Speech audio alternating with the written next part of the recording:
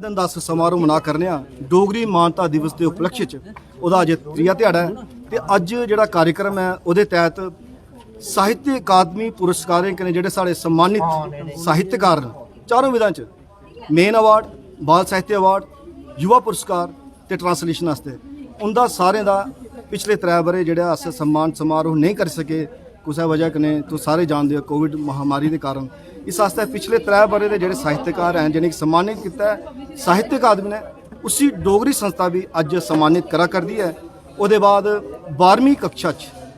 जैन के board of school education जी 12वीं कक्षा है वो जोड़े विद्यार्थी डोगरी सबजैक्ट टॉप किया 12 जो स्टूडेंट्स छात्र छात्राएं की भी डोगरी संस्था के पास सम्मानित किया जाग तो वो बाद लंच के बाद डोगरी संस्था पास मुशायरा किया जाए तो सारे जानते कि डोगरी की सम्मानजनक स्थिति तक पहुँचाने वास्ते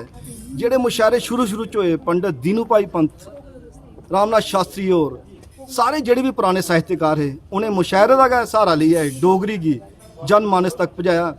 तो अज भी बड़ी जरूरत समझी है डोगरी संस्था ने कि अस उस स्तर का मुशायरा कोशिश करगे जिहदे बड़े बड़े शायर अज भी साढ़े शामिल हो साढ़े कन्नै रणधीर सिंह राजपूत हो रही है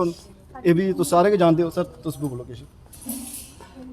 बस ये बोलने कि जी डोगरी साड़ी है ये घर घर थोड़ी पुज्जनी चाहिए बड़ी प्यारी बोली है बच्चे आने वाली पीढ़ी की असें दसना चाहिए कि डोगरी जी है अपनी ज़ुबान की जिंदा रखना चाहिए। बाकी जेडे पुराने शायर हैं साढ़े दीनू भाई पंत और कुलदीप सिंह जंदराइया और चरण सिंह और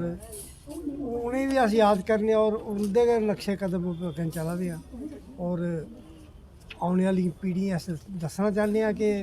डोगरी जी साड़ी मातृ भाशा ये कन्नै साड़ी आइडेंटिटी है आइडेंटिटी साड़ी बनी रहे ते इस करियै अस एह् मानता दिवस मनाते भी रौह्ने साढ़े कन्नै अज्ज साढ़े डोगरी संस्था जम्मू के उप प्रधान इंद्रजीत केसर होर भी हैं साहित्य अकादमी अवार्डी ते सर तुस भी मानता दिवस 22 दिसंबर की जी मानता दिवस है ये जम्मू के डोगरी संस्था जिन्नियां भी हैं डोगर मंच है डोगरी संस्था है बाकी जी संस्था सब मनाती हैं। ये पहली बारी है कि डोगरी संस्था जम्मू ने इस दिन की डोगरी मानता दिवस नहीं आखी है डोगरी मानता उत्सव मनाने की कोशिश की है और ये 3 दिन का कार्यक्रम है 21, 22 ते 23 की होया हा। बाकी जी संस्था वो अजे कोई 1 दिन मना दा कोई 2 दिन मना दा कल्चर अकादमी का पता लगे वो भी कोई 1 हफ्ता का मना देन तो ये साढ़े आस्ते बड़ी एक भागली दिहाड़ी है और एक शुभ लक्षण है डोगरी वास्ते कि साड़ी मीडिया जोड़ा है वो साढ़े इतने कार्यक्रम जोड़े लोगों तक पहुँचा और असें खुशी है कि डोगरे काफ़ी साढ़े कन्नै जुड़ा करते हैं स्टूडेंट भी जुड़ा करते हैं जियां राजू होरें आख्या जेह्ड़े स्टूडेंट्स की अवार्ड देआ दे वो एक उधमपुर का है एक परमंडल का है बाकी जोड़ियां दे ते असें बड़ी खुशी है और ये साढ़े आस्ते प्रोत्साहन भी है कि अस अग्गे वास्ते भी ये कार्यक्रम करचै। धन्यवाद।